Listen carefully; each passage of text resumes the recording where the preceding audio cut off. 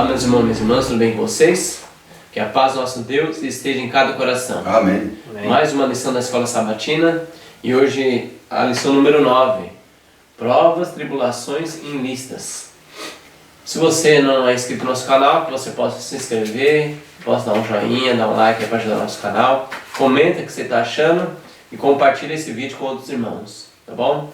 Que Deus seja louvado, que Deus abençoe sua fidelidade com o Senhor. Se você tiver condições, vamos ajoelhar para falar com o nosso Deus?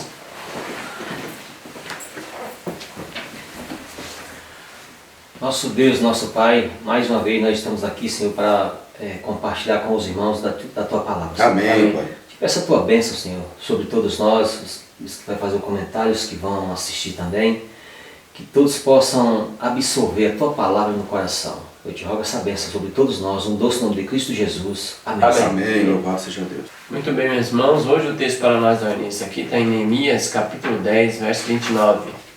Firmemente aderiram a seus irmãos, seus nobres convieram numa imprecação e num juramento de que andariam na lei de Deus, que foi dada por intermédio de Moisés, servo de Deus, de que guardariam e cumpririam todos os mandamentos do Senhor, nosso Deus, e seus juízos e seus estatutos. Então vamos comentar essa introdução, irmão, para a honra e glória ao nosso Deus. Irmãos, vocês podem ver que aqui já começa, né, falando o seguinte, que eles se decidiram firmemente, começar pelos príncipes, né, pelos nobres, né, e sobre pena de maldição sobre eles, se eles descumprissem esse voto, né. Eles juraram que andariam na lei de Deus, né, que foi dada por meio de Moisés, e ia cumprir todos os mandamentos de Deus, os seus juízos e seus estatutos. Então eles falam sobre maldição, sobre ser amaldiçoados. Então a situação foi tão séria que eles fizeram um voto público ali, sabe? Não, nós vamos fazer mesmo a vontade de Deus, não vamos mais cair nos enganos do diabo, nós vamos honrar a Deus, né? E aí você vê, irmãos, que na própria lição, né, eles têm um desenho aqui, né, de um prumo, né? E nós temos uma parede. Bom, aqueles que principalmente que trabalham com a área de construção, principalmente construção civil, sabem da importância do prumo. O prumo é o que mostra para você se a parede está sendo construída corretamente ou se a parede está torta, se a parede está com defeito, né? Então o prumo aqui representa os estatutos, a lei de Deus, para que eu possa andar de acordo com o que ele apresenta. Eu quero ler aqui um trecho, irmãos, que está no Comentário Bíblico Adventista, na página, esse aqui é o volume 3, tá, irmãos? Ó, Comentário Bíblico Adventista, volume 3, que fala sobre crônicas, né, até cânticos. Aqui na página 1289, já no finalzinho já do livro, tem um trecho aqui que eu quero compartilhar com vocês. Olha só o que diz. Está relacionado esse texto de Neemias 10, verso 29. Fala assim, ó. O título unir-se numa solene aliança. Olha só o que diz. Olha só. Seria uma agradável cena para Deus e os seus anjos se seus professos seguidores nesta geração se unissem como Israel do passado, referindo-se de maneira especial ao reavivamento dos dias de Neemias, numa solene aliança, prometendo que guardariam e cumpririam todos os mandamentos do Senhor, nosso Deus, e seus juízos e seus estatutos. Veja, aqui está dizendo que seria uma coisa agradável, uma cena agradável para Deus, se todos nós que professamos o nome de Jesus Cristo, que falamos que Jesus é nosso Senhor, que falamos que nós queremos ir para o céu, que falamos que guardamos os mandamentos, né? Que falamos que somos o povo de Deus, seria maravilhoso, seria uma cena agradável para Deus e para os anjos, se todos nós realmente nos uníssemos e fizéssemos um voto. Nós vamos guardar o mandamento de Deus, custe de custar. Amém. Amém, mas será que... Mas não é isso que se vê hoje, né, irmãos? Vamos ser bem claros, nós não podemos acreditar, né, tapar o sol com a peneira, né? Infelizmente, esse voto aqui, esse juramento aqui, não está sendo feito hoje né, conosco, assim, como um povo hoje. Aqui eles se uniram como um povo para poder honrar a Deus. Muitas vezes eles se unem para fazer coisa errada. Muitas pessoas se unem para fazer coisa errada, fazer coisas ruins. Mas se unir para honrar a Deus, poucos estão fazendo isso. Nós vamos honrar a Deus, custe o que custar. Poucos estão fazendo isso. Então, irmãos, esse texto aqui é uma lição para nós, para refletirmos. Será que quando eu me junto com os irmãos, quando eu me junto com a igreja, é para honrar a Deus? Eu faço um voto de honrar a Deus, custe o que custar, que custe meu emprego, que custe a minha amizade com alguém? Ou eu prefiro me juntar com os irmãos para fazer obras carnais? Porque tem uma diferença muito grande, né? E aí a gente fica se juntando com pessoas para poder ter uma certa, como é que eu vou dizer, uma certa amizade com as pessoas, mas está em inimizade com Deus. Então, nós temos que refletir nisso, né? Então eu peguei, eu refleti muito nesse ponto, eu quis compartilhar com os irmãos isso daí. Muito bem. Irmãos, a lição está lá no passado, mas se aplica a todos nós na atualidade. Então, toda conversão verdadeira ao Senhor produz permanente gozo na vida. Quando um pecador se rende à influência do Espírito Santo, ele vê sua própria culpa e mácula no contraste com a santidade do grande pesquisador dos corações. Ele se vê a si mesmo condenado como transgressor, mas não deve, por causa disto, entregar-se ao desespero, pois o seu perdão já está assegurado. Ele pode regozijar-se na certeza do perdão dos pecados, no amor de um perdoador Pai Celestial.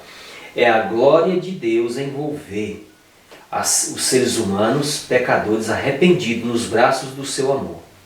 Ligar suas feridas, purificá-los do pecado e vesti-los com os vestidos da salvação. Amém. Então, eu não vou ler tudo aí, é na página 667 a 668 do livro Profetas e Reis. Profetas e Reis, nessa paginação aí. Então, leia essas duas páginas que é muito bom, que tem um conteúdo maior, muito importante. Mas vamos lá. Lá no passado eles fizeram esse voto. Eles viram as consequências de andar na desobediência com Deus.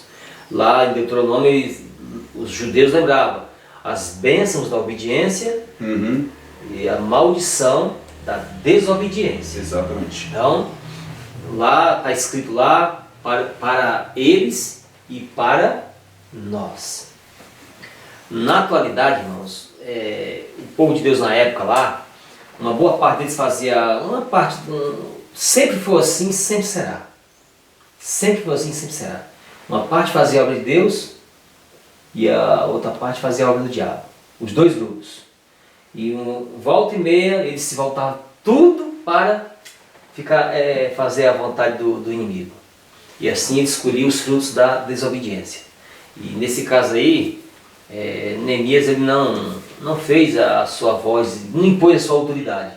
Ele disse, vocês vão ter agora que ser, vocês vão ter que por si mesmo agora tomar uma decisão. Tomar uma decisão. Vocês vão ter que fazer uma aliança com Deus aí, um voto com Deus aí para andar no prumo. Andar no prumo. Porque sair do prumo já sabe. Sair do prumo. Então nós aqui também, nós o povo de Deus aqui, nós temos que fazer uma aliança com Deus. Fazer um voto e seguir cumprindo a vontade divina, pelo poder de Deus, pela sua misericórdia, seguir as instruções divinas. E, infelizmente, hoje muitas pessoas estão assim, uma volta e meia nós assim, saímos do prumo e colhemos aí os frutos da desobediência. Desobediência, é verdade. Os frutos, né? Hoje em dia no meio do povo tem uma confusão muito grande. Uma confusão. Dá um exemplo. Irmãos que acreditam no espírito de profecia e outros irmãos que não acreditam. Irmãos que defendem a lei de saúde, irmãos que a condenam. É o mesmo povo. E a gente sabe as promessas da obediência e e o que Deus promete também na desobediência. Não tem meio termo não, que Deus é muito honesto, muito justo e Ele nos dá toda oportunidade, já fez tudo e ainda está fazendo para nos salvar. Mas Ele é muito honesto em dizer assim, filhinho, Evilânio, se você seguir as minhas instruções, você vai ser bem-aventurado, você vai gozar a eternidade, vai ter a felicidade eterna. Se você não seguir, desse jeito que Deus fala para mim, irmãos. Se você não seguir, eu vou ser bem honesto com você. Você não vai para a eternidade, você vai queimar no lago de fogo. A promessa para as pessoas que seguem a Deus, que seguem a vontade de Deus, isso aí, irmãos, tanto faz ser o irmão, aquele membro comum, como o presidente, o maior presidente de todos, né, da associação geral e tal. Aqui todo mundo está no mesmo barco espiritual. Aqui não tem esse negócio maior e nem menor não. Aqui ou você obedece, ou você fica do outro lado. Não tem meio termo, não tem uma terceira via, uma terceira opção. Então, Deus fala assim para nós, Deus é muito justo. Ele diz, filhinho, vem com meus braços de amor. Aí se você não vier, meu irmão, você vai caminhar para um outro caminho, o qual você vai colher os frutos. E os frutos a gente já sabe qual que é. A Bíblia apresenta. É uma triste realidade. Vamos no domingo agora, o Deus da história. Vem para nós aí, Ricardo Esdras, capítulo 1, verso 9 a 11. E eu vou ler Daniel 1, capítulo 1, verso 1 e 2. Ó. No ano terceiro do reinado de Jeoaquim, rei de Judá, veio Nabucodonosor, rei da Babilônia, a Jerusalém e a sitiou. E o Senhor lhe entregou nas mãos a Jeoaquim, rei de Judá, com a parte dos vasos da casa de Deus, e ele os levou para a terra de Siná, para a casa do seu Deus, e o pôs na casa do tesouro do seu Deus. Esdras, capítulo 1, verso 9 até o 11, diz assim: este é o número deles, né?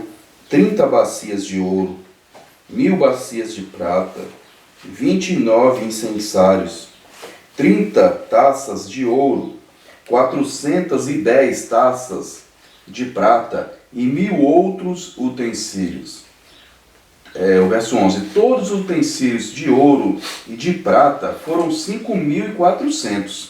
Todos esses levou Sesbazar, quando os do cativeiro foram conduzidos de Babilônia para Jerusalém.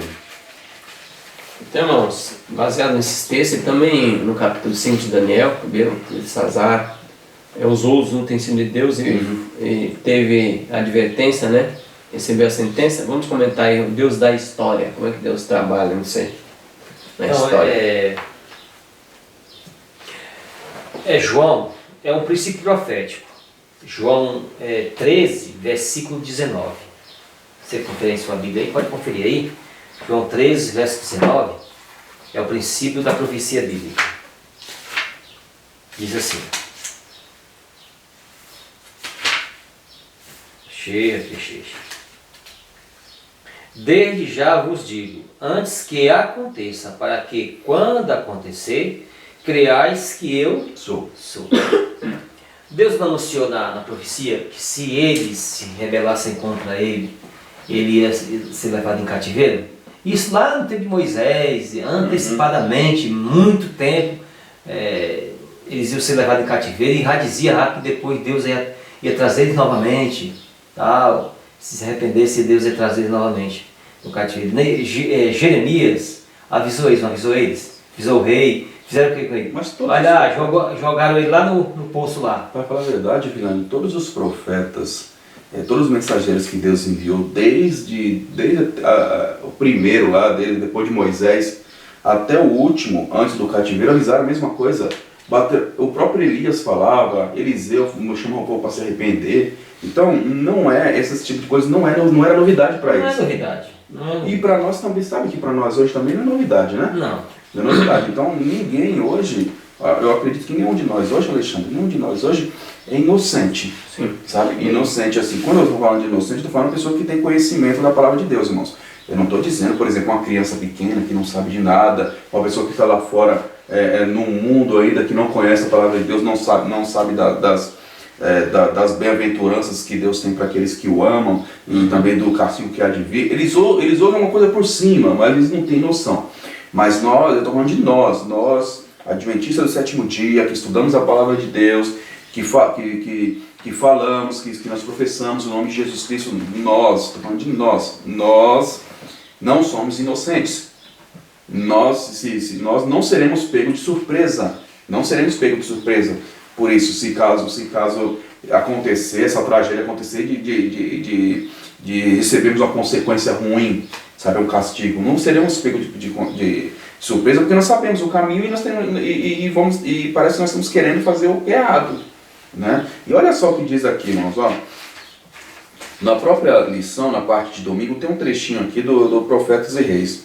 Fala assim, que a história, ó, bem no começo, a história das nações fala a nós hoje. O Evilani mencionou isso daqui. Falei, irmãos, aconteceu no passado isso daí, mas não ficou no passado. Isso são lições para nós no futuro, para nós hoje, né? Olha só, Deus tem designado um lugar em seu grande plano para cada nação e cada indivíduo. Tem lugar para todo mundo. Olha só, homens e nações estão sendo hoje testados pelo prumo na mão daquele que não erra. Por sua própria escolha, todos estão decidindo seu destino. E Deus está dirigindo tudo para a realização de seus propósitos. Então veja, irmãos, não adianta eu querer andar no caminho errado, no caminho tortuoso e achar que no final eu vou entrar no lar eterno. Não vai acontecer, porque eu estou aqui, ó, eu estou andando e Deus está me medindo pelo prumo dele. Está me medindo.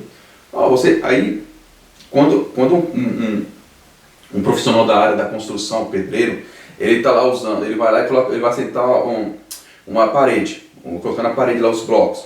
Aí quando ele usa o prumo, quando ele vê que está fora do prumo, não está alinhado, o que ele vai fazer? Ele vai lá, né, Vilana? Tenta ajustar os tijolos, ele vai ajustando os tijolos, para que os tijolos fiquem alinhados.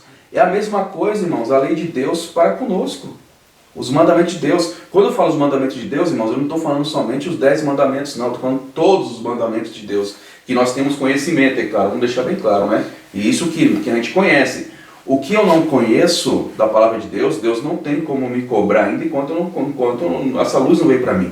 Mas o que eu tenho de conhecimento, Deus cobra. Aí entra a mensagem de saúde, entra a conduta cristã, entra a questão da adoração na casa de Deus, como eu devo me importar, o que eu devo oferecer na casa de Deus, entra dízimo, entra oferta, entra de tudo, coisas que são ordens divinas. E se eu estou fora do prumo, o Espírito de Deus me chama. O Espírito de Deus me chama a atenção. Olha, meu querido, o caminho não é esse daí não, o caminho é outro. Né? É a mesma coisa do pedreiro ir lá ajustar os blocos. Só que tem pessoas que não querem, né? Tem pessoas que não querem andar no prumo do Senhor. E aí onde está o perigo, né, Alexandre? Aí onde está o perigo? Não quer andar no prumo do Senhor. Aconteceu o Beltesazar aqui, ó. Uhum. Que ele foi arrogante, né? Não humilhou o coração perante Deus. Ele sabia a história do seu avô, do seu pai, um trato com Daniel, né? Sim. E aí o que aconteceu? Ele foi rebelde, né? Aí fala para nós aqui. Como podemos assegurar que não cometeremos o mesmo tipo de erro de Beltesazar? Então é uma pergunta, né? Será que nós não estamos cometendo o mesmo erro, né? Usando as coisas de Deus sagrada para fins comuns? E aí, irmãos, nós vamos receber, cuidado, aquela sentença naquela mão escrevendo, pesado fosse na balança. E você viu que interessante, Alexandre, você leu aí? Aí, deixa bem claro, ele sabia o que era certo, entendeu? Ele não era inocente. Então, pode ocorrer, né? Pode ocorrer que Deus tem seus servos, tem seus filhos, que às vezes na sua simplicidade, porque não conhece, cometam algum erro, sem saber. Mas a partir do momento que conhece, Vilani, a partir do momento que conhece, o que ele tem que fazer? Consertar aquilo ali, falar, não vou fazer mais isso, eu não sabia que isso era certo. Isso era errado. Então, uma história que a gente pode fazer paralelo. Os filisteus pegaram na arca, colocaram a arca, fizeram um monte de coisa, tocaram na arca. Agora, quando Uzá, que sabia que não podia tocar, tocou, morreu na hora. Morreu na hora. É isso mesmo. Bem lembrado, esses homens lá, os filisteus, não aconteceu nada com eles. Agora, para quem tinha conhecimento, veio o juízo de Deus. No livro Testemunhos para Ver, volume 5, na página 244 diz assim: como eram punidos os que na antiguidade desprezavam aquilo que Deus escolhera para si mesmo como sagrado, Belsazar e seus 1000 grandes profanaram os vasos de ouro de Jeová e louvaram os ídolos de Babilônia. Mas o Deus a quem desafiaram foi testemunha da cena profana. Em meio de sua alegria, foi vista uma branca mão traçando aqueles caracteres misteriosos na parede do palácio. Cheios de terror, o rei e os seus cortesões ouviram pronunciada sua condenação pelo servo do Altíssimo. Lembre-se, os que se deleitam em lançar palavras de calúnia e falsidade contra os servos de Cristo, de que Deus é testemunha de seus atos. Suas arremetidas caluniosas não profanam vasos ou objetos, mas sim o caráter daqueles que Cristo adquiriu por seu sangue. A mão que traçou as letras nas paredes do palácio de Belsazar mantém fiel registro de todo o ato de injustiça ou opressão cometido contra o povo de Deus. A história sagrada apresenta exemplos notáveis do zeloso cuidado do Senhor para com o mais fraco de seus filhos. Então, irmãos, aqui lê a página toda aqui, que é muito importante. Qual é a página? É o livro Testemunho para a Igreja, volume 5, página 244 a 245. Então, o que acontece? Lá ele não profanou lá, e Deus lá não escreveu lá e deu a condenação dele. Ele era inocente? Não. O avô dele, ele não tinha toda a história de Babilônia, do Nabucodonosor, do avô dele, da conversão do avô dele. O avô dele foi lá comer capim, lá o animal. Tinha todo o testemunho? Tinha a história até dos jovens lá da fogueira, do fornalha, tudo. Exatamente, não tinha toda a história? Tinha. Ele não tinha todo o testemunho do Deus poderoso? Então ele foi teimoso, ele foi com teimosia. Então ele recebeu a justa paga. Naquele mesmo dia, Dario, o médico, subiu, com idade de 62 anos, subiu ao trono. Daniel fala isso. Lá ele foi, estava na cachaça, estava na orgia lá, e profanando, e isso lá. Agora cá, nos nossos dias. Irmãos, agora você que é líder, você que tem responsabilidade na casa de Deus, tome cuidado, irmãos, tome cuidado com esse negócio aí de, essas profanações aí no templo de Deus aí, com esse negócio aí de mudanismo. Deus está vendo tudo, irmãos, e Deus é paciente, Ele tem a paciência muito grande conosco, mas um dia essa paciência vai dar lugar ao juízo. Então, você e eu, nós temos que tomar cuidado para ficar com profanação. Verdade. Então, não fique pensando, isso foi lá, como Belsazar, lá no passado. O mesmo Deus de lá é o mesmo Deus aqui agora. O mesmo diabo de lá é o mesmo diabo daqui agora. Tudo é o mesmo. É o mesmo planeta, é a mesma coisa. Então, cada um de nós tem que ficar atento, porque senão nós vamos se complicar e bastante, né? Vamos segunda-feira agora, em suas cidades. Nós não vamos ler Esdras capítulo 2 e Neemias capítulo 7, e vai falar da lista, né, dos homens ali que foram para Jerusalém, mas eu vou ler o Neemias 7:73, irmãos.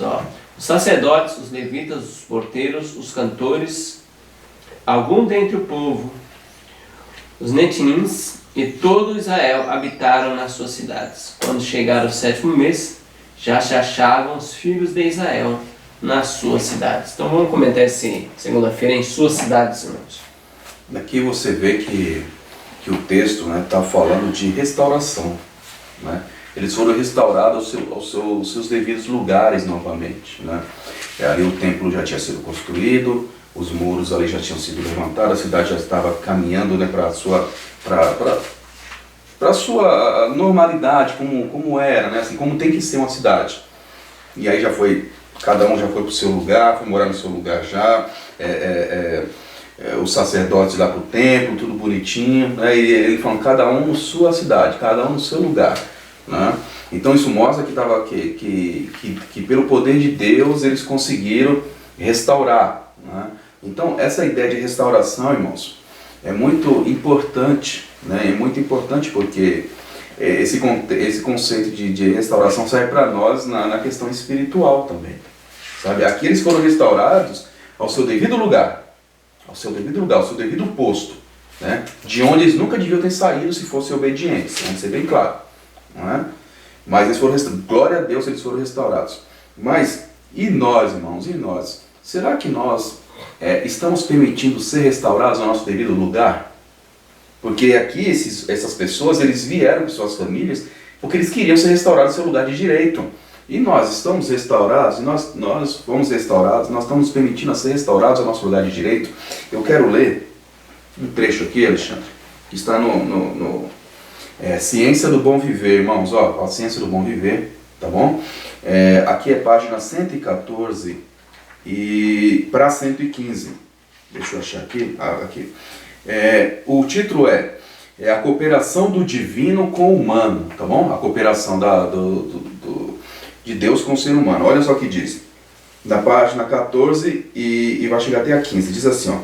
Deus deseja que alcancemos a norma de perfeição que o dom de Cristo nos tornou possível. Olha só que coisa. Ele nos convida a fazer nossa escolha do direito, para nos ligarmos com os instrumentos celestes, adotarmos princípios que hão de restaurar em nós a imagem divina. Na palavra escrita e no grande livro da natureza, ele revelou os princípios da vida. É nossa obra obter conhecimento desses princípios e, pela obediência, cooperar com ele, Deus, na restauração da saúde do corpo, bem como da alma. Olha aí. Então, restauração é o que Deus planeja para nós. Deus quer que nós sejamos perfeitos nele. Amém. Amém. Perfeitos nele, assim como Cristo, né? Assim como o dom de Cristo nos tornou possível. E o maior dom de Cristo para nós aqui é o Espírito Santo, que nos dá força, que nos dá poder, que nos indica o caminho para que nós possamos ser restaurados. Irmãos, a palavra de Deus é bem clara em Mateus capítulo 1, verso 28, que fala que, 28 e 29, que o Filho de Deus veio nos salvar dos nossos pecados. Dos nossos pecados, ele veio nos restaurar a imagem divina em nós. Tá? Assim como os israelitas eles foram restaurados ao seu local de origem, que eles ficaram lá, ó, a cidade é essa aqui, o local do sacerdote é aqui, Deus nos chama também para que nós permitamos que ele possa nos restaurar a nossa origem. Qual é a nossa origem? A nossa origem é ser liberto, é livre do pecado, livre do que é mal, porque isso daqui que nós estamos vivendo não é o plano de Deus para nós. Nós não fomos feitos para isso, nós não fomos feitos para viver desse jeito, não fomos feitos para morrer.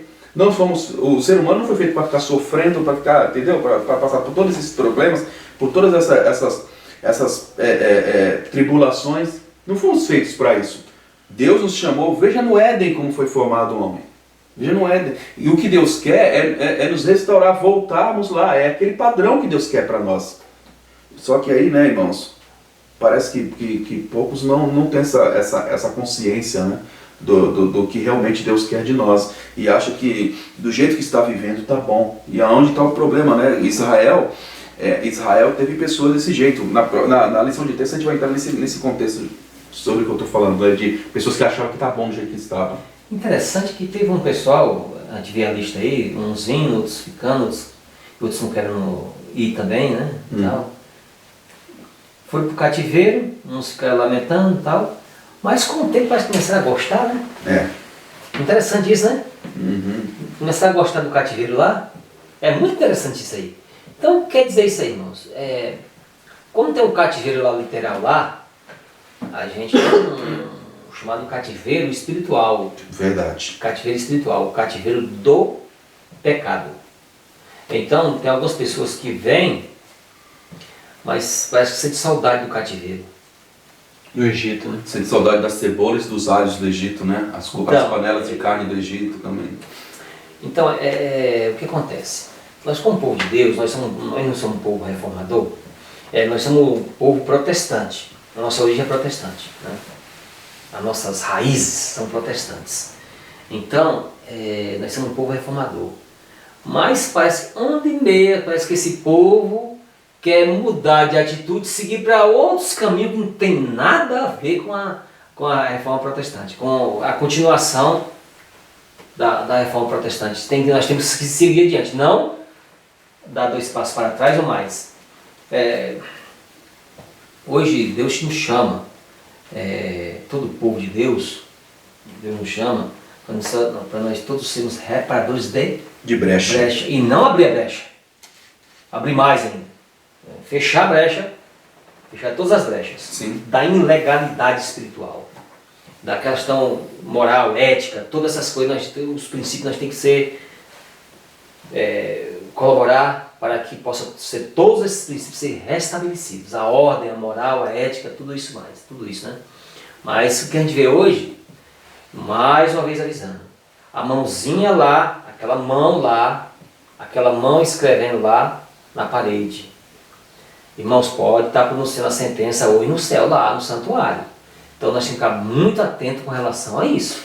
Porque as tramóias, irmão tramando contra irmão, líder tramando contra irmão tramando contra os líderes, e assim vai. E Deus está vendo tudo isso. Eu e você. Não se iludam, não podemos se iludir não.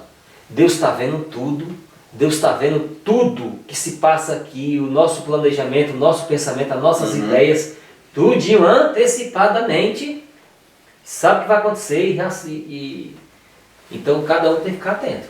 Porque eu digo para você, meu irmão, não se iluda. O que você plantar, você vai colher. Aqui e depois. Então, fica atento. Você, independentemente da sua posição, quer você ser um líder, ser um membro comum da igreja, ou pastor, ou presidente, não se iluda. Deus está vendo tudo que se passa no teu coração, na tua mente. Sabe os teus planejamentos, as suas intenções, os motivos. Vamos para a terça. Onde estão os sacerdotes? Fala para nós ler Esdras, capítulo 8, verso 1 a 15. Não vamos ler, vou ler só o verso 15, irmãos, só para abrir nossa mente aqui. Ajuntai-os à margem do rio, que corre para Avá, e ficamos ali acampados 3 dias. Então passei em revista o povo e os sacerdotes, e não achei ali nenhum dos filhos de Levi. Então vamos comentar essa terça-feira onde estão os sacerdotes. Você viu que interessante, Alexandre? Aqui o povo, muitas pessoas, não, vamos para a nossa casa, vamos voltar para o nosso lar. E aí, as pessoas que eram da liderança espiritual, entendeu? É verdade, os levitas, era questão espiritual. Ele disse que não achou ninguém. Ficaram tudo lá em Babilônia. Gostando. É verdade, gostando da brincadeira. Eles ficaram porque gostou. Porque gostou. E o grupo especial que gostou lá, quem era? Então, liderança. Os pastores lá, aqueles pastores. Os pastores. Eram os sacerdotes, né? Olha só, o pessoal que tinha que estar na função. Linha de frente. Linha de frente. Linha de frente. Olha só que o autor da lição, eu marquei uns trechinhos que me chamou muita atenção. Aqui em cima fala: muitos judeus não quiseram retornar à terra de seus antepassados. Isto é, eles preferiram ficar em Babilônia. Aí pergunta, qual foi a razão para isso? Aí tem a pergunta, né? Aí aqui embaixo eu marquei outro texto, fala assim, ó. Muitos desses judeus tinham nascido e crescido no novo país, e essa era a sua única experiência. Alguns talvez não desejassem fazer a longa e perigosa viagem para uma terra que eles não conheciam. Isso segundo o autor. Só que nós temos aqui um problema. E é o seguinte. Os judeus, nós sabemos que os judeus sempre ensinam a história para os seus filhos. Esse povo aqui, pode ter certeza, eles sabiam da história do seu povo, eles sabiam de tudo. Aqui eles podiam não conhecer a cidade, eles podiam não conhecer o seu país, Jerusalém, ou Israel, eles não conheciam a cidade de Jerusalém, mas eles tinham pleno conhecimento de onde eles vieram, eles tinham pleno conhecimento que aquele não era o lar deles. Não era o lar deles. Mas como nós sabemos ali, eles estavam bem prósperos, né? Estavam tudo tranquilo, tinha riquezas ali, porque se a gente fazer a leitura depois, vê que muitos deles tinham riquezas, né? Então, eles provavelmente não estavam dispostos, muitos não estavam dispostos a abandonar o que tinha ali. Muitos não estavam dispostos a abandonar o que tinha. Aí você e a parte mais triste, né, Vilani, é que não era do povo, assim, como é que eu vou dizer, se é que eu posso usar esse termo, o povo comum, era dos líderes espirituais, era os sacerdotes, gente. Né? Se fosse aplicar hoje, seria pastores. Entendeu? Sim. Sim, então esses homens aí, eles estavam dando um mau testemunho muito grande para o povo, que eles tinham que ser os primeiros a, não vamos lá, nós vamos honrar a Deus, não vamos mais fazer essas coisas erradas, para nunca mais essas coisas acontecer. E o nome de Deus tem que ser honrado nesse mundo. Era esse o objetivo que eles tinham que ter em mente, mas não foi isso que aconteceu. E olha só o comentário bíblico adventista, tem um trechinho aqui, né? Fala assim, ó. Naquele momento, os judeus tinham permanecido na terra do exílio por quase 1 século e meio. Escavações em Nippur trouxeram à luz vários documentos que mostram a riqueza de muitos judeus que viviam na região da Mesopotâmia durante o reinado de Artaxerxes. Portanto, deve ter sido uma tarefa difícil para Esdras convencer muitos deles a retornar em sua companhia. Veja, riqueza, tá vendo? Riqueza. Já estou fazendo, minha vida está feita aqui, minha vida está maravilhosa aqui. Né? Eu ganho muito bem, eu ganho, sei lá, né, 20, 30 salário mínimo, aqui eu sou rico, rapaz, eu estou bem sucedido aqui, sou bem respeitado, né? Sempre pode dizer que é respeitado, ainda continua. Os colonos que voltaram podiam esperar apenas uma vida de árduo pioneirismo na antiga pátria, com muito menos conforto que tinham em Babilônia. Em vista dessas considerações, é surpreendente que Esdras tenha sido bem sucedido em convencer quase 2.000 famílias a retornar ao seu país de origem com seus irmãos. Então, ele ainda conseguiu trazer 2.000 famílias. Né? Olha só, que coisa. O texto pode aqui mandar. Esdras havia esperado que um grande número retornasse a Jerusalém, mas o número dos que responderam ao chamado eram desapontadamente pequeno. Muitos que haviam adquirido casas e terras não tinham desejo de sacrificar essas posses. Eles amavam a tranquilidade e o conforto e sentiam-se satisfeitos por permanecer. Seu exemplo provou-se um embaraço a outros, que de outra forma teriam escolhido lançar a sorte com os que estavam avançando pela fé. Esdras, ao olhar o grupo reunido, ficou surpreso por não ver entre eles nenhum dos filhos de Levi. Onde estavam os membros da tribo que tinha sido posta de lado para o sagrado serviço do templo? Ao chamado quem está do lado do Senhor, os levitas deviam ter sido os primeiros a responder. Durante o cativeiro, como também depois, tinham-se-lhe concedido muitos privilégios. Eles haviam desfrutado a mais plena liberdade para ministrar as necessidades espirituais de seus irmãos no exílio. Olha só. Sinagogas tinham sido construídas, nas quais os sacerdotes dirigiam o culto de Deus e instruíram o povo. A observância do sábado e a prática dos sagrados ritos peculiares à fé judaica tinham sido permitidos livremente. Em Babilônia. Então eles eram livres para adorar a Deus lá. Eles eram livres para isso, para adorar a Deus, né? Aí, olha só, né? Eles eram livres para adorar a Deus, mas eles falaram assim, por que eu voltar para Israel? Aqui tá bom, né? Aqui tá bom, aqui tá maravilhoso, vamos continuar aqui. Escute, né? Só aqui. Olha, continua. Mas com o passar dos anos depois do cativeiro, as condições mudaram e muitas responsabilidades novas repousaram sobre os líderes de Israel. O templo de Jerusalém tinha sido reconstruído e dedicado, e mais sacerdotes eram necessários para a realização de seus serviços. Havia premente necessidade de homens de Deus para atuar como ensinadores do povo. Demais disto, os judeus que permaneceram em Babilônia corriam o perigo de ter restringido sua liberdade religiosa. Olha só!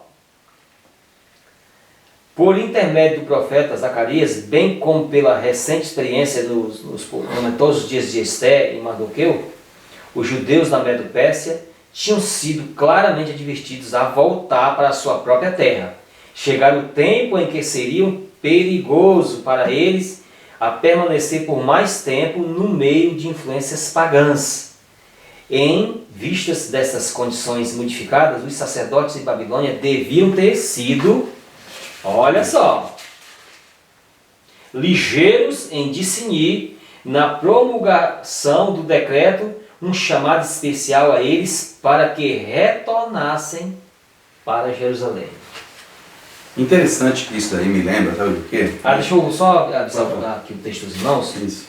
Na página 212, irmãos, 212 a 213. Leiam, é muito significativo ler essas páginas de Profetas e Reis.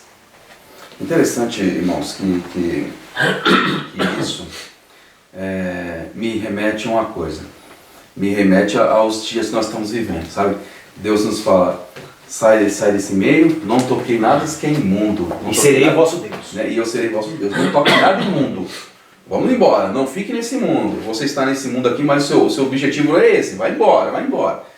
Nós sabemos, irmãos, não é novidade para nós, adventistas do sétimo dia, que nós estamos caminhando para um momento de uma crise terrível que vai acontecer nesse mundo. Terrível que vai acontecer nesse mundo. E também nós sabemos que nosso lar não é esse, nossa casa não é essa. Nós somos tem até o hino, né, que nós somos peregrinos, que nós somos estrangeiros e peregrinos nesse mundo.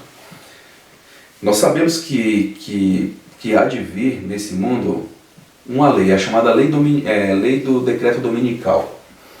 Aí eu fico pensando, quantos vão largar o que tem e seguir para Jerusalém?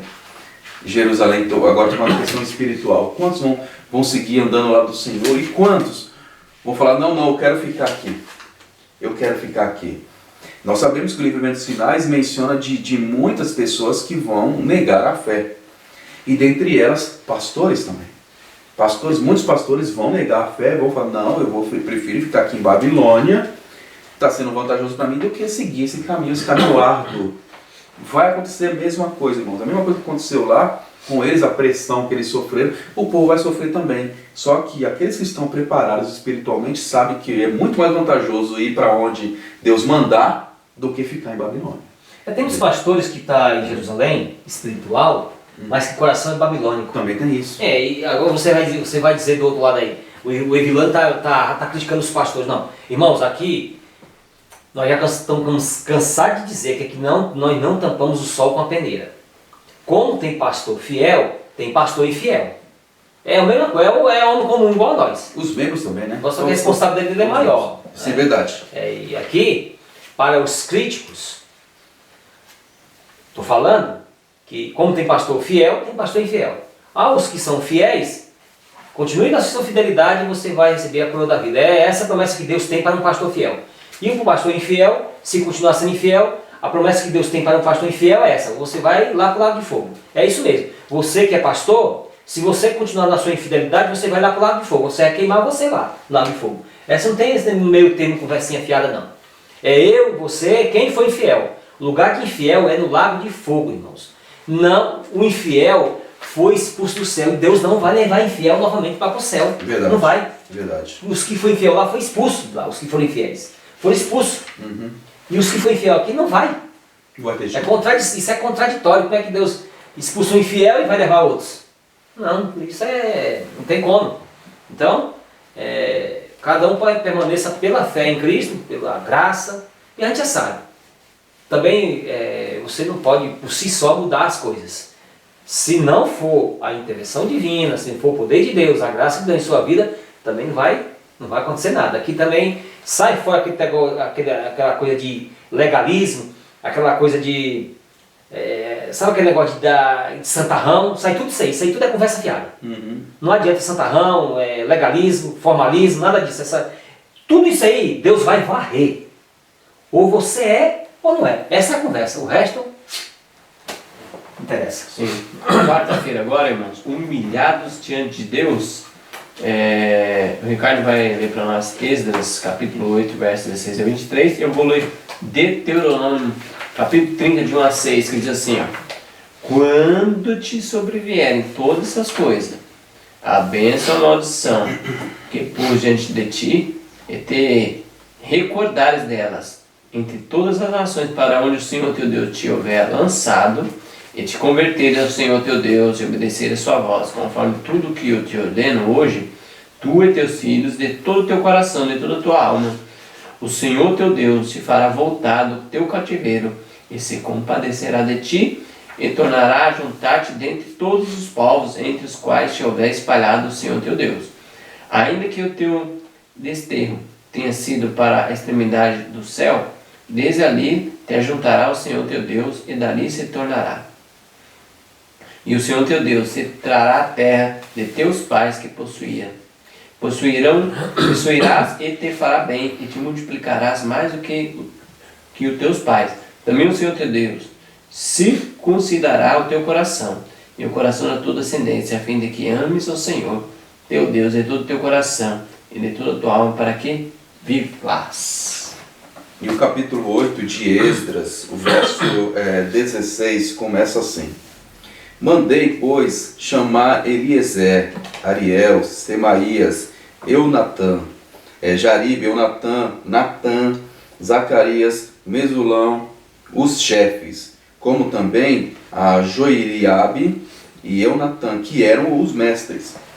E os enviei a Ido, chefe em Casífia, e lhes pus na boca palavras para dizerem a Ido e a seus irmãos, os netinins, em Casífia, que nos trouxessem ministros para a casa do nosso Deus.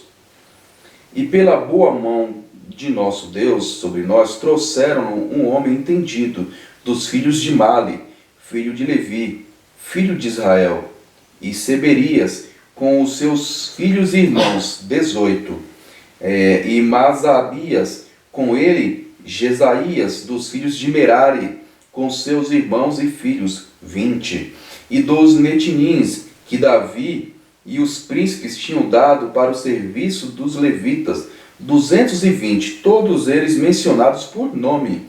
Então proclamei um jejum ali, junto ao rio Ava, para nos humilharmos diante do nosso Deus, a fim de lhe pedirmos o caminho seguro para nós, para nossos pequeninos e para toda a nossa fazenda. Pois tive vergonha de pedir ao rei uma escolta de soldados e cavaleiros para nos defenderem do inimigo pelo caminho. Porquanto havíamos dito ao rei: a mão do nosso Deus é sobre todos os que o buscam, e para o bem deles, mas o seu poder e ira estão contra todos os que o deixam. Nós, pois, jejuamos e pedimos isto ao nosso Deus, e ele atendeu às nossas orações. Amém. Então, humilhado diante de Deus, Deuteronômio falou que se ele se convertesse, Deus traria eles de volta. E aqui em Esdras aconteceu, né? Eles estavam se humilhando e jejuando. Vamos comentar isso aí, irmãos? Quarta-feira. Então, aí você viu o motivo de Esdras não ter pedido a guarda real aí para proteger eles, né? Porque ele se sentiu constrangido, essa é uma contradição. Ele se sentiu assim: como nós falamos que Deus não ia nos proteger, se nós pedíssemos uma guarda, nós ia entrar em contradição.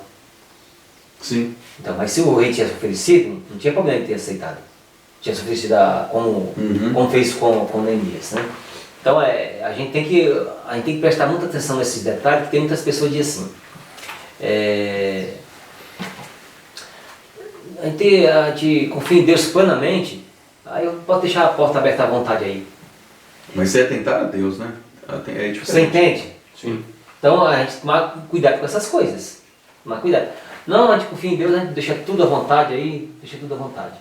Para não cair na presunção, né? O que você puder fazer em termos humanos, faça o possível. Que o impossível você deixa para Deus. Aquilo que você pode fazer, sim, você não vai deixar para Deus fazer. Aquilo que está ao seu alcance humano, você faz. E aquilo que não está ao seu alcance, você deixa com Deus. Esse é o princípio correto das coisas. Agora, eu digo, eu confio em Deus e expor ao perigo a minha vida. Expor a minha vida em perigo, onde qual Deus não mandou expô-la. Não tentará o Senhor teu Deus. Você entende? Então a gente tem que tomar cuidado com isso. Sim. A gente não é perder nem para um lado nem para o outro lado, porque senão a gente entra em contradição. É verdade. Tem um texto aqui, irmãos, que eu quero compartilhar com os irmãos. Está aqui um texto do Espírito Profecia da Bíblia White, que do próprio capítulo 8, tá? Que está em Profetas e Reis, na página 314 para 315. Diz assim, ó: Vou fazer a leitura. Nisto, Esdras e seus companheiros viram uma oportunidade para magnificar o nome de Deus entre os pagãos. A fé no poder do Deus vivo seria fortalecida se os próprios israelitas revelassem agora implícita confiança no divino guia. Seria fortalecida a fé. Determinaram-se, pois, depositar sua segurança inteiramente nele, em Deus. Não pediram nenhuma guarda de soldados. Não dariam aos pagãos qualquer ocasião de atribuir ao poder do homem a glória que somente a Deus pertence. Não permitiriam que surgisse na mente de seus amigos pagãos qualquer dúvida quanto à sinceridade de sua dependência de Deus como seu povo. A força seria obtida não através de riqueza ou do poder e influência de idólatras, mas mediante o favor de Deus. Eles seriam protegidos exclusivamente pelo conservar diante de si a lei do Senhor, esforçando-se por obedecê-la. Tá aí, que coisa interessante, né? Então, eles colocaram no coração, não vamos deixar o nome de Deus ser desonrado. Nós falamos que Deus é poderoso, que Deus vai cuidar de nós, né? Nós temos amizade com algumas pessoas. Imagina só o motivo de escárnio e zombaria. Mas o seu Deus não é poderoso, rapaz? Não é mais poderoso que todos os exércitos da terra? Então, porque o diabo usa isso, você sabe como é que é, né? Ele já tinha um testemunho lá do Egito, lá e tal, aquela coisa, Deus abriu o mar, tinha todo aquele o testemunho da história, né? Profecia da história, né? Então eles ficaram firmes. Exatamente. Mas ele não esqueceu de um detalhe importante lá, Esdras, mesmo com esse temor e tal, não esqueceu de um detalhe muito importante. E está em 2 Crônica, aquele famoso texto de oração, de humilhação, 2 Crônica 7, verso 14. Se o meu povo, que se chama pelo meu nome, se humilhar e orar, buscar a minha face e se desviar dos maus caminhos, então eu ouvirei do céu e perdoarei os seus pecados e sararei a sua terra. E aqui continua o texto dizendo ainda, mais adiante, então foi isso que Jesus fez, se cumpriu na vida dele. Então se humilhou, orou, se humilhou, jejuou, precisa buscar Deus, irmãos, porque a nossa fonte de segurança aqui, ele se colocou nos braços de Deus. Amém. Além, eles, famílias, os pequeninos que são citados, os filhos pequeninos das famílias aí. Você já imaginou a situação como era? Perigosíssima. Não tinha ninguém, né? Eles tinham que manifestar a fé e, além disso, levando posses valiosíssimas. Sim, a posse deles e as coisas da casa de Deus. As posses. Porque ele cita aí no texto sagrado, ele cita aí o valor. Sim. Ouro, prata, muitas coisas. E que naquela época também tinha bastante ladrão, viu? Sim. E a turma estava de olho em pegar para roubar lá as coisas lá, né? Como aqui, na atualidade, né? Nós temos bastante pessoas que gostam de roubar. Se apostar que é dos outros, né? Exatamente, lá também tinha uma turma lá que gostava de se apostar também, né? Sim. Quinta-feira agora na Cidade Santa. Eu vou ler Neemias 11, de 1 a 2, olha o que está escrito, irmãos. Ora, os príncipes do povo habitaram em Jerusalém, e o restante do povo lançou sortes, para tirar um de cada vez, e que habitasse na santa cidade de Jerusalém, ficando 9 nas outras cidades. E como o povo bendisse todos os homens que voluntariamente se ofereceram para habitar em Jerusalém. Então vamos comentar, irmãos, também baseado em Neemias capítulo 12, verso 27 a 47, vamos comentar essa lição de quinta-feira na Cidade Santa. Irmãos, vocês podem ver que o autor da lição aqui, ele apresenta, né, a importância, né, quando Neemias fala, né, que já estava lá a cidade e os príncipes, né, e aqui também continua a respeito da lista dos levitas, né, esses homens foram consagrados para a cidade. E aqui você vê que o porquê que esses homens foram chamados, deu sorte, foram dado sorte para esses homens morar lá. O texto fala, irmãos, que a família real, os príncipes, né, eles estavam morando em Jerusalém. Jerusalém é um local muito grande. Era um local muito grande, precisava de mais gente naquele local ali. E Jerusalém não era uma cidade qualquer, como outra cidade. Por exemplo, aqui nós falamos da cidade de São Paulo, Rio de Janeiro, Salvador, na Bahia, que é centro comercial, esse tipo de coisa. Não. Ali era um local, é uma cidade santa, um local sagrado. As pessoas, quando olhassem para aquele local, sabe o que eles tinham que ter em mente? A casa de Deus está ali em Jerusalém. Então, o clima tinha que ser um clima religioso, entendeu? O pensamento tinha que ser um pensamento voltado para Deus ali. É claro que as pessoas iriam morar ali, iriam comprar, iriam vender ali, porque estava tudo perto, mas o clima era o quê? Religioso ali. Então, aqui fala que foi lançado sorte, porque tinha algumas pessoas que já tinham sua vida aqui nas cidades circunvizinhas, né? Eles pediram, vai lá, né? Não é porque eles queriam morar nos grandes centros, a cidade agitada, a cidade urbana, não tem nada a ver com isso, né? Como muitas vezes a gente pensa hoje, né? Não tem nada a ver com isso. Aqui era o seguinte, eles iriam abrir mão da vida deles que eles tinham lá com a família lá e ficar morando ali, trabalhar ali e ter o quê? O sentimento o quê? Religioso ali, religioso. Porque é todo um contexto. Sim, é todo um contexto histórico ali. Né? Aqui, olha só. Profético histórico. Isso, aqui diz assim, né? O autor ele coloca um trechinho aqui. Era necessário conseguir novos moradores para Jerusalém, entre os que tinham acabado de retornar ao país, né, após o exílio. Então, nós temos que ter em mente, irmãos, que ali, as pessoas quando foram para Jerusalém, ali, eles não estavam ali porque queriam ficar nos grandes centros, que ali também não era um grande centro, ali era outra coisa. Né? Eles estavam perto do templo da casa de Deus ali. Sim. Era outra história, era questão religiosa, né? Então eu quero ler isso aqui. Por que eu estou falando isso? Porque às vezes talvez alguém possa compreender mal e falar assim, tá vendo, irmão, nós temos que morar nos grandes centros, nós temos que morar lá no centro da Avenida Paulista, no centro da confusão, para evangelizar, nós temos que morar com nossa família, nossos filhos, tudo lá, né? E vai ser uma bênção, né? No centro de São Paulo, na Avenida Paulista em São Paulo, tem que morar num prédio lá, ou então lá em Salvador, na capital, lá em Porto Alegre, lá no centro, sabe? No centro da movimentação financeira. Não está dizendo nada disso. Eu quero ler para vocês aqui, ó. A meditação matinal Maranata, no dia 25 de junho, a serva do Senhor, ela diz assim, ó: como guardadores dos mandamentos de Deus, temos que deixar as cidades. Como fez Enoque, devemos trabalhar nas cidades, mas não morar nelas. Olha só, isso está marcado no livro Vida no Campo, na página 44. Eu ainda vou continuar lendo mais um trechinho. Diz assim, ó: tanto quanto possível, nossas instituições devem localizar-se fora das cidades. Devemos ter obreiros para essas instituições. E se elas estiverem localizadas na cidade, isso significa que as famílias de nosso povo devem fixar-se perto, não dentro, perto. Ainda continua. Mas não é a vontade de Deus que seu povo fixe residência nas cidades, onde há constante agitação e confusão. Deveriam poupar a seus filhos tal coisa, pois todo organismo é prejudicado pela correria, precipitação e barulho.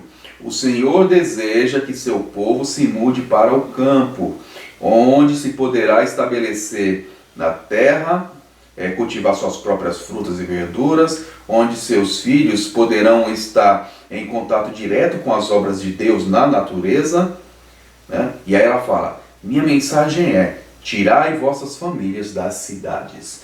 Então, aqui, só estou lendo, irmãos, o contexto aqui, não pode pensar, não, mas ela não está falando nada aqui, não está falando nada disso, né?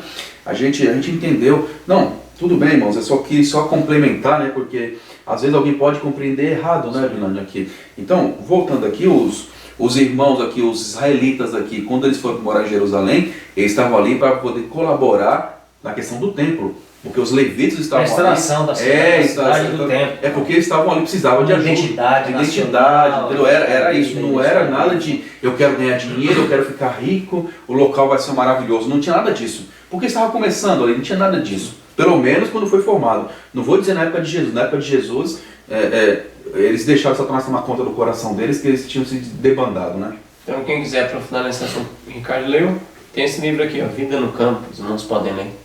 Então, mora na cidade? Não. More no campo e visite a cidade e faça evangelismo.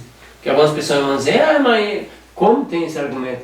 Como é que vai evangelizar? Parece que até tem um argumento que é bem forte, diz assim, irmão, aqueles que moram no grande centro, pode pensar aí, não vamos citar nomes, que moram na Paulista, onde você falou, moram nessas grandes cidades, Essas pessoas evangelizam mesmo essa grande cidade?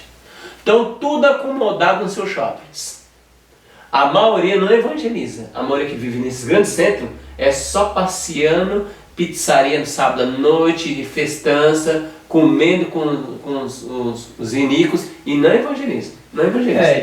Então o testemunho da história, eu vou citar aqui poucos para não se delongar. João Batista. O deserto lá, o povo ia para onde? E atrás dele lá no deserto, para conversar com ele. Enoque. Enoque, acabei de ler, você viu o que Enoque fez? Então. O Enoque, eu vou até ler de novo, olha só o trechinho, olha só o trechinho, olha só, deixa eu achar aqui direitinho, como guardadores dos mandamentos de Deus, como a gente diz que somos, nós falamos, somos guardadores dos mandamentos de Deus, temos que deixar as cidades. Olha só, como fez Enoque, devemos trabalhar nas cidades, mas não morar nelas. Então, quando fala trabalhar, é lógico, pode ser que na minha cidade, a cidade onde eu vivo, talvez não tenha algum recurso, eu vou trabalhar lá, posso correr atrás do meu recurso lá e prego o evangelho lá, mas eu não moro lá. Eu tenho que ir embora daquele local. Aquele local não é local para mim viver. Entendeu? Pelo menos um homem ou uma mulher que quer ter uma vida espiritual plena, robusta, firme, sabe? Para ele e para sua família, ele não pode se dar ao luxo, sabe? Será que eu posso usar essa palavra, ao luxo? Eu acho que é correto. Eu acho que ele não pode correr o perigo. Correr o perigo, eu acho que o correto é esse. Se correr o perigo de colocar ele e sua família num local onde, infelizmente, ele não tem força para proteger ninguém. Ainda mais porque não tem força para proteger ele mesmo e nem sua família. Ainda mais porque Deus falou, não vá para lá, porque a chance de você ser tentado a se afastar do meu caminho, os seus filhos se apostatarem é muito grande. Então, não faça isso. Vai para um local onde a influência espiritual seja maior. Né? Onde a simplicidade, né, para que essas crianças e para que você seja fortalecido seja maior. É isso que nós temos que correr atrás. Né? A questão da cidade, você pode ver em termos históricos, quando houve essa migração do campo para a cidade, aí começou o acúmulo de confusão. Mais gastos, mais confusão, mais doenças, tudo mais. Os problemas, tudo aumentou. E tudo começa ali, né? E tudo começa no centro. E tudo, o centro das cidades são centro de confusão. Sim. Confusão, crime. Sim, também. Essa é a realidade. Então, onde acumula muita gente morando assim, muito próximo, acumula também os problemas e as confusões. E grande confusão. Confusão física, moral e espiritual. Sexta-feira nós vamos ler um texto aqui, mano, para nós terminar. Caminho Cristo, página 64. Aos que já experimentaram o amor perdoador de Cristo e que desejam realmente ser filhos de Deus. Contudo, reconhece que seu caráter é imperfeito. Sua vida é faltosa e chegam ao ponto de duvidar se seu coração foi renovado pelo Espírito Santo. A esse eu desejaria dizer, não recueis em desespero. Muitas vezes teremos de prostrar-nos e chorar aos pés de Jesus por causa das nossas faltas e erros. Mas não devemos nos desanimar. Mesmo quando somos vencidos pelo inimigo, não somos compelidos, nem abandonados ou rejeitados por Deus. Não, Cristo está à destra de Deus, fazendo intercessão por nós. Ele deseja atrair-vos de novo a si e ver refletidas em vós sua pureza e santidade. E se tão somente vós renderes a Ele, aquele que vos começou a boa obra, há de continuá-la até o dia de Jesus Cristo. Orai com mais fervor, crede mais plenamente. À medida que fomos desconfiando de nosso próprio poder, confiemos mais no poder do nosso Redentor. E havemos de louvá-lo, e Ele que é a saúde da nossa face. Então, irmãos, vamos terminar aí com esse texto maravilhoso, que, fazendo a perna geral da lição, aqueles que se colocaram na mão de Deus foram vitoriosos, entenderam seus pecados e foram salvos. Aqueles que ficaram em Babilônia aí, comparando com o Egito, ficaram no bem bom e, infelizmente, se perderam. Trazendo para os dias de hoje, quem ficar no Egito, Babilônia, miau. Você pode estar em Jerusalém, mas com o coração babilônico. É o problema, né? Tem muitas pessoas que estão em Babilônia, mas que o coraçãozinho está pulsando para vir para Jerusalém. Sim. E tem muitas pessoas que estão em Jerusalém espiritual e o coração é babilônico, com aquelas coisas de Babilônia, aquelas confusões de Babilônia. Então a gente tem que tomar cuidado com isso, irmãos. Você e eu, nós temos que ter um coração em Jerusalém. Amém. Ser um israelita espiritual. Autêntico. Que Deus seja louvado. Amém. Louvado seja Deus. Então que Deus abençoe você, meu irmão, minha irmã. Deus abençoe a nós possamos viver em Cristo Jesus na sua palavra. Amém. Se você não é inscrito no nosso canal, se inscreva, compartilhe essa lição se você gostou, aí nos grupos dos irmãos no WhatsApp, no Facebook, para que juntos nós possamos se unir na verdade presente. Amém. Se você tiver condições, vamos ajoelhar para falar com o nosso Deus.